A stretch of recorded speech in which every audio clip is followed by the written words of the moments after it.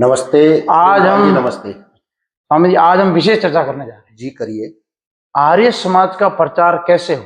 आप आज जहाँ स्वामी दयानंद को जहर दिया गया है उसी स्थान से हम आज आपको लाइव टेलीकास्ट कर रहे हैं। जी हम विशेष चर्चा कर रहे हैं आर्य समाज भविष्य में कैसे, विशेष चर्चा करने जा रहे हैं कि आर्य समाज का प्रचार कैसे होगा। जी प्रेमपाल जी, आपका प्रश्न बहुत ही संवेदनशील है। आर्य समाज की स्थिति को देखते हुए ये बहुत आवश्यक है कि आर्य समाज का प्रचार किस प्रकार से किया जाए। आज मैं सभी श्रोताओं से निवेदन कर देना चाहता हूं कि मैं आर्य समाज के प्रचार के बारे में बहुत ही अपने आप को भी इस विषय के ऊपर विचारने के लिए तैयार करता हूं कि आर्य समाज का प्रचार किस तरीके से किया जाए जिससे ये जो इतना संसार का सबसे श्रेष्ठ सिद्धांत है ये जन जन तक पहुंचे और जनता का कल्याण हो। स्मृति भवन जोधपुर के मैं उस हाल में हूं जहां महर्षि दयानंद को दुष्ट पापाचारी दुराचारी लोगों ने मिलकर और जहर दिया। अंतिम कर्मस्थली महर्षि दयानंद की यही है और यहां से जाकर अंत में उनका अजमेर में जाकर देहावसान हुआ। लेकिन अपने पीछे वो जो मूल बिंदु छोड़कर गए और एक शब्द बोलकर गए कि दरवाजा खोल दो और मेरे पीछे आ जाओ। इसका रहस्य क्या है? इसका रहस्य यही है कि आज इस भारतवर्ष के अंदर जो उन लोगों के लिए दरवाजे बंद थे, जो समाज के बीच में आकर बैठकर सत्संग नहीं सुन पाते थे, जो समाज की मुख्य धारा के साथ जुड़कर अपने आप को आगे नहीं ले जा सकते थे, ऐसे लोगों को महर्षि दयानंद ने दरवाजे खोलने के लिए कहा कि सब सारे श्रेष्ठ उत्तम जन, चाहे वो अछूत हो, चाहे वो शूद्र हो, चाहे वो व्यापारी हो, चाहे वो ब्राह्मण हो, क्षत्रिय हो, वैश्य हो, कोई भी हो, स्त्री हो या पुरुष हो, सबको मेरे बताए हुए सिद्धांतों के लिए पीछे आकर चलना होगा। पीछे आकर चलने का मतलब जो आर्य समाज के सिद्धांत हैं, जो वेद के सिद्धांत हैं, जो ऋषि मुनियों की पहले दर्शनों के माध्यम से, उपनिषदों के माध्यम से जो महर्षि दयानंद को प्राप्त हुआ, उस रास्ते को चुनने के लिए महर्षि दयानंद ने कहा कि दरवाजे सबके लिए खोल दो और मेरे बताए रास्ते पर यानी वेद के रास्ते पर आप चले। बड़ी विडंबना की बात, और ये बात आज भी पुनः लागू हो सकती है, उतनी ही कारगर है। इसलिए आर्य समाज के दरवाजे सबके लिए खोलकर रखे जाएं। दरवाजों के ऊपर हरिशन का ताला लगाकर केवल रविवार को आकर हवन करने की पद्धति से अपने आप को ऊपर निकालें।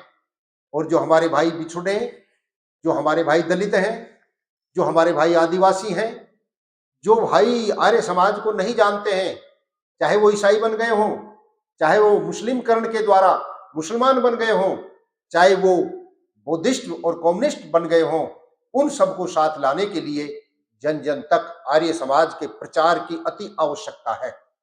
और वो प्रचार क्या होगा? वो पाखंडों के ऊपर जो प्रहार करना होगा वो खुलकर करना होगा। पाखंड राष्ट्र के लिए एक बहुत बड़ा अभिशाप है, जातिवाद राष्ट्र के लिए बहुत बड़ा अभिशाप है, ऊंच नीच की भावना बहुत बड़ा अभिशाप है। इनसे ऊपर उठने के लिए हमको ये गुरुडमवाद तोड़ना होगा, हमको ये जातिवाद तोड़ना होगा, हमें ये मंदिरों में बैठे हुए भगवानों की जो पूजा करके लोग अपना पेट पाल रहे हैं, उन लोगों के बीच में जाकर बताना होगा कि वो प्यारा प्रभु परमात्मा तो सर्वत्र निराकार स्वरूप में विराजमान होता है। आप क्यों भोली भाली जनता को, आर्य जनता को क्यों बहकाकर अपना पेट पालन कर रहे हो? खुलकर ये महर्षि दयानंद के जो विचार थे उनको जनता के बीच में रखना होगा, तब जाकर जनता को समझ में आएगा कि आर्य समाज सच्चा राष्ट्रभक्त है, आर्य समाज का प्रत्येक व्यक्ति सच्चा धर्मात्मा है, आर्य समाज का प्रत्येक व्यक्ति राष्ट्र की सुरक्षा के लिए और राष्ट्र की उन्नति और संपन्नता के लिए कमर कसकर अब आगे आने वाला है। इसलिए मेरा सब लोगों से निवेदन है कि हम ब्राह्मणों का सम्मान करें, लेकिन बामणवादी जो व्यवस्था है, जो पाखंड की व्यवस्था है, जो अनाचार दुराचार भ्रष्टाचार को बढ़ावा देने वाली जो व्यवस्था है, जो ऊंच नीच और जातिवाद के आधार पर, और आज भी कई जगह ये देखने को मिलता है कि गरीब के बच्चों को स्कूलों में उन जगहों पर नहीं बैठाया जाता है जहां वो बैठने योग्य हैं। इसलिए ये राष्ट्र तो आर्यों का राष्ट्र, ये तो श्रेष्ठ जनों का राष्ट्र, धर्मात्माओं का राष्ट्र। अरे यहाँ तो राम ने सबरी के आश्रम में जाकर और उनके हाथ के बेर खाकर भोजन को प्राप्त किया। अरे ये राष्ट्र तो उनका है जहां योगेश्वर श्री कृष्ण ने भीलों के बीच में बैठ करके भी और अन्याय का मुकाबला किया। अरे ये राष्ट्र तो उन महाराणा प्रताप जैसे महावीर शूरवीरों का है जो मातृभूमि के लिए घास की रोटी खाकर भी, जिंदा रहकर भी, और इस राष्ट्र की सनातन संस्कृति की रक्षा के लिए कटिबद्ध रहे। अरे राष्ट्र तो उन वीरों का है जिन वीरों ने इस राष्ट्र की आजादी के लिए 7,32,680 में से और 85% लोग जो आर्य समाज के सत्यार्थ प्रकाश को पढ़कर, आर्य समाज के सत्संग में जाकर और आर्य सिद्धांतों को अपने जीवन में धारण करके और इस भारत माता की आजादी के लिए निकल पड़े, ये राष्ट्र तो उन वीरों का है। मेरे ऋषि को मैं कोटि कोटि नमन करते हुए उन्हें ऋषि के अनुयायियों से कह देना चाहता हूं कि अब समय आ गया है, अब समय जागने का आ गया है। हम दूसरों को जगाएं, उससे पहले जो अपने आप को तथाकथित आर्य कहते हैं, जिन लोगों ने आर्य समाजों की गतिविधियों को बाधित कर दिया है, उन लोगों से मेरा निवेदन है, उनसे मेरी प्रार्थना है कि वो आर्य समाज के दरवाजे खोल दें और ऋषि दयानंद के उन मंतव्यों को, जो राष्ट्रवादी विचारधारा है, जो संपूर्ण विश्व को एक भाईचारे का संदेश देता है, जो सर्वहिताय सर्व सुखाय का संदेश देता है, जो विश्व बंधुत्व की भावना के साथ सबके साथ मिलकर चलने का काम करता है, उस आर्य समाज की तरफ दुनिया देख रही है। अरे बंधुओं, आपसे निवेदन है, आप सच्चे मायने में अगर ऋषि के अनुयायी हो तो इन झगड़ों को छोड़ दो और आपस में मिलकर, राष्ट्र को आपकी आवश्यकता है और आपको राष्ट्र की आवश्यकता है, दोनों मिलकर हम राष्ट्र का उत्थान करें, जन जन में वेदों का प्रचार करें। यही ऋषि दयानंद का मंतव्य था। आए हम सत्य विचार करें, जन जन में वेद प्रचार करें, हम जन जन में आर्य समाज का प्रचार करें। वेदों में जो कुछ लिखा गया है वही आर्य समाज के सिद्धांत हैं।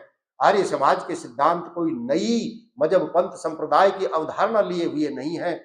आर्य समाज के तो वो पवित्र सिद्धांत हैं जो यूनिवर्सल हैं, सार्वभौमिक हैं, जो सबके लिए हैं, सबके हिताय के, सब हित के लिए हैं, जिसमें 5 नियमों में सत्य का अवधारणा की गई है। हमारा जीवन सत्य में हो, हमारा जीवन ईमानदारी से हो, हमारा जीवन अहिंसा के साथ जुड़ा हुआ हो, हमारा जीवन पुरुषार्थ के साथ जुड़ा हुआ हो। इसलिए हम आज इस चैनल के माध्यम से जो आपके बीच में कुछ विचार रखना चाहते हैं, उनका उद्देश्य भी यही है कि ये भारत विश्व गुरु बने। ये मेरा राष्ट्र जो कभी विश्व गुरु था, सोने की चिड़िया था, यहाँ दूध की गंगा बहा करती थी, आज पुनः स्थिति को, उसी स्थिति को प्राप्त करने के लिए यहाँ राम राज लाने की आवश्यकता है। तो सबसे पहला मेरा निवेदन होगा कि उन लोगों से जो राम राज्य की बात तो कर रहे हैं, लेकिन राम राज्य में सबसे बड़ा जो बाधक है और वो है नशा, उस नशे की प्रवृत्ति के लिए कानून बनाएं।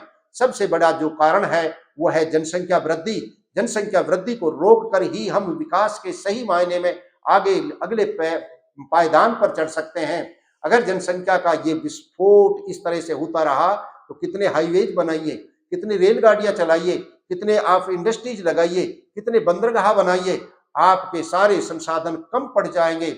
इसलिए मेरा सब लोगों से निवेदन है कि राष्ट्र की सुरक्षा के लिए, मानवता की उन्नति और विकास के लिए अति आवश्यक है आर्य समाज के सिद्धांतों को मानते हुए, और हमारी जो बातें हैं कुछ जो आज अति आवश्यक है, इनका प्रचार किया जाए। नशा मुक्त जीवन हो और जनसंख्या नियंत्रण हो, एक समान कानून हो, गौ माता की रक्षा हो और शुद्ध वायु के लिए हमारा जीवन कैसा हो, वृक्षारोपण करते हुए।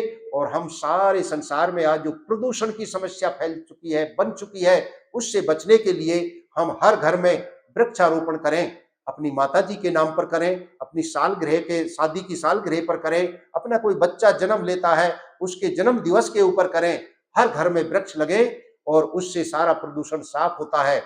आज मानव को प्रदूषण से लड़ने की आवश्यकता है, और प्रदूषण एक नहीं है कि वायु में ही प्रदूषण हो, प्रदूषण तो जल में भी बहुत भयानक तरीके से पैदा हो चुका है।